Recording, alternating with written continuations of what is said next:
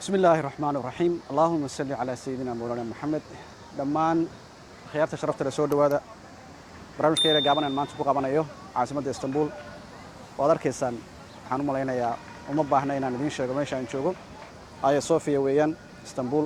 meel aad iyo aad u qiimo badan oo u qaayb badan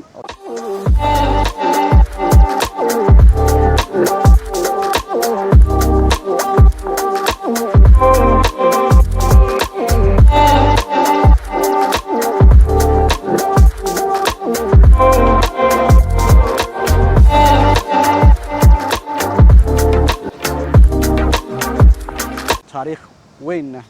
كله عالم الإسلام ما شاء الله مقالة أدو قروح بدن وأدو قيمة بدن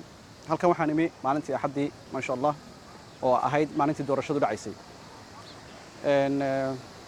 مركان كسو بحي حقا يوروب وحيابه بدن أي كتشري أو إن dadka badankiisu ay la yaabanayeen qof u safraya Istanbul oo doorasho ka jirto iyagoo markaa waxa gelinayay in shaqaaqa ay ka dhici karto laakiin alxamdulillah rabbil caalamiin waxba kama aysan dhicin runtii markii airportkan joognay markaan soo baxaynay mar walba dadka cadaanka ah ee Yurubiyaanka ah waxay maaragtay ku soo celinayeen ma aha maalin loo safro Istanbul ma aha maalin la tago Istanbul doorasho ka dhacaysa waxyaabo badan baa ka dhici doona saameyn badan bay yeelanaysa laakiin dhagna uma aan dhigin alxamdulillah rabbil caalamiin tawakkal ala allah wa kafa billah wakiil ayaan ku soo baxnay waana nabadnimi halkan waxyaabaha badan ee aan ku arkay waxa kamid ah يعني سيدي دورشة ودع ضيق قروح بدنيد وحدي بعتاي سنشرين شعبكو أي وفود قريين ما شاء الله ورنتي ماركتي وح كديشة مدنا شعب آدو هرمرسن دولة دولة كدم بيا وناكسن ضد ماركتي وحبرتي أو معقولة أو ماركتي ويا أرجل ماله أنت مركان كجدبه رنتي واحد نقطة دورشة دي إن رسالة كصابحين وآد لي سجود وادي تاسو شرعية دا تركو أي دقيقة يعني إن دورشة دي اللي عليه maadaama tiradii intii la rabay aysan gaarin Erdoganna uusan gaarin ka kalena uusan gaarin waxyaabaha cajiibka ah waxa kamid ah dawladaha isku sheegay inay maaragtay dunida ugu facweyn yihiin inay jeclaayeen in laga badiyo madaxweynaha dalkan haysta oo runtii 20kii sano u dambeysay madaxda ka ahaa oo rabay in oo gaarsiiyay horumar aad u wanaagsan ma sha Allah oo la taaban karo waxyaabaha cajiibkana waxa kamid ah inay rabaan inaan maaragtay ninkan uusan soo bixin oo doorashadan ay saameyn weyn ku yeesheen laakiin meeshii rabeen aysan gaarin hadaba su'aashu waxay tahay maxaa lagu haystaa Erdogan waxa lagu haystaa waa hogaamiye muslim ah dalkiisa horumariyay waxyaabo badan oo faa'iidooyin badan oo la taaban kara gaarsiiyay ka dhisay dhinac walba economically ahaan ka dhisay oo haddana ka dhisay maxay ahayd soo awoodda iyo quudaha maanta adduunka la isugu faano oo ah awoodda militariga 20kii sano u dambeysay Turkigu aad ayuu maaragtay ugu dhawaaday ama la oran karaa uu dhaafayba kuwa isku sheegay inay caalamka adduunka ay ugu quudaha weyn yihiin waxyaabaha yani cajiibka waxa kamid ah in maanta uu yahay wadamada ugu horumarsan marka laga hadlayo militariga iyo teknolojiyada militariga labadaba ma sha Allah marka sidaa darteed ayay waxay diidan yihiin inuu sii hayo hoggaanka muddo kale 5 sano ba ha noqotay oo horumar kale gaarsiin karo oo la taaban karo marka doorashadii lama rabin ma uusan gaarin intii la rabay taasna waxay keentay in dib loogu celiyo doorashada oo maalinta 28 bisha ay tahay haddana loo dareero doorashadii loo dareero markaad eegto shacabka markaad waraysato shacabka waxay leeyihiin Erdogan ba soo baxaya isagaanu dooranaynaa especially dhalinyarada markaad dhalinyarada waraysato hadda waxyaabaha cajiibka halka ku arkay waxa kamid ah turistaha maanta aad arkaysaan boqolkiiba 80-90 wuxuu ka yimid caalam islaam buu ka yimid Pakistan Kazakhstan Turkmenistan inta u dhow Carabaha yani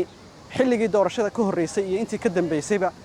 in la arko qof Yurubiyaana iyo qof Mareykan aad bay u yartahay qaliil weeye maba aanan arag baan oran karaa alla ilaahay ilaa xalay markaan magaalada wareegayay waxyaabaha aan ku arkay cajiibka waxa kamid ah turistaha xalay aan arkay boqolkiiba 90 waxay ahaayeen dawladda la yiraahdo Ruushka xalay dadka meelaha ka wada casheynay magaalada wada marayay shoppingka meel walba lagu arkay waxay ahaayeen dadka loo yaqaano Ruushka oo iyagu aan maaragtay saameyn ku lahayn doorashadan ama la oran karaba waxay la jiraan dawladda ay la jiraan oo ay maaragtay la siyaasad yihiin Mareykan dad lama arag ma ana arkin European ma ana arkin iyagoo u dhigaya oo macnaha ka dhigaya inay khatar tahay inta doorashadu socoto iyo inta ka dambaysaba alxamdulillahi rabbil caalamiin wax walba waa qadar ilaahay uma qadarayo dadka turkiga in dhibaato ku timaado inkastoo reer galbeedku ay jecel yihiin inay sidii suuriya iyo ciraaq iyo sidii meelo kale loo soo burburiyeyba halkana loo burburiyo laakiin dadkani ay dad caqliga ka koray oo maasha allah ay yihiin isku kalsoon oo maaragtay aad u wanaagsan maasha allah meel aad u qurux badan baan joogaa jawi aad u qurux badan maanta intii aan joogay axaddii ka soo bilaamatana axaddii aan imina wax dhibaato ah halkan kuma arag actually waxaa la oran karaaba xataa inaad dareento inay doorasho ka jirto aad bay u yarayd marka waxaan aaminsanahay waxaan ugu ducaynaynaa Erdogan insha Allah inuu ku guuleysto 28 bisha 10 u dhigo dawladaha isku sheega quwadaha adduunka ee doonaya inay maaragtay u dhiibaan dalkan aadka u baaxad weyn ee maaragtay aadka u wanaagsan ee maasha Allah ah qof ay iyagu maamulaan oo aqliga iyo cududaba ay ka maamulaan oo wixii raba ay maaragtay waxay rabaan ka dhaadhiciyaan turkiguna taas aad ayay isha ugu hayaan dhalinyarada inta aan la kulmay ee wadankan u dhalatay waxay aad u aaminsan yihiin insha Allah biidhnillaahi kariim inuu soo noqon doono Erdogan maxaan anigu u taageersanahay anigu waxaan u taageersanahay runtii marka Soomaaliya la yiraahdo iyo Soomaaliya shakhsi Soomaaliyaba de isweydiin mayno waynu ognahay sidoo u caawiyay militarigeena sidoo dalka u caawiyay intii ka horeysay intii dhulgariirku ka dhicinna uu dawladda Soomaaliyeed mar walba kabitaan siin jiray oo maaragtay oo bil walba lacag siin jiray oo dhaqaalaha dawladda uu ka kabi jiray marka taas waxa ka sii maaragtay aan ku sii darayaa in diyaaradda dalkan laga leeyahay ay tahay diyaaradda kaliya ee dalkeena tagta ee shacabkeena caawisa ee garab istaagta maaragtay aad loogu safro marka dadka sida inoo caawiyay oo sida inoo garab istaagay waxba condition aan inagu xirin inaynu inaguna maaragtay maalinta ay inoo baahan yihiin aynu garab istaagno oo aan caawino waxaan u malaynayaa dee qof walba shakhsi kasta uu fahmi karaa mana aha mid u baahan farta la isugu fiiqo oo la isu tilmaamo marka waxaan kusoo gabagabaynayaa oo aan ku kalsoonahay inuu 28 bisha soo noqon doono madaxweynaha dalkan ka taliya khayr ilaahay siiyo aan ugu ducaynaa idinkana waxaan ka wada codsanayaa dhammaantiin inaad saas oo kale ugu soo wada ducaysaan haddii aad doonaysaan inaad garab istaagtaan dadkan ina garab istaagayna siyaabo badan baad ku garab istaagi kartaan oo aad maaragtay aad samayn kartaan marka insha Allah biidhnillaahi kariim waxaan aaminsanahay in reer galbeedku aysan ku guuleysan doonin haddii ilaahay idmo waxay doonayaan oo ah inay dalkan u dhiibaan qof ay iyagu caqliga ka maamulaan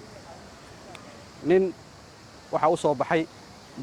dal kasta oo adduunka uu jecel yahay inuu shakhsi isaga oo kala ah u soo baxo oo hogaamiye u noqdo runtii 20 sano ugu dambeeyayna waxyaabo badan ka bedelay sidaan horeyba idiin soo sheegay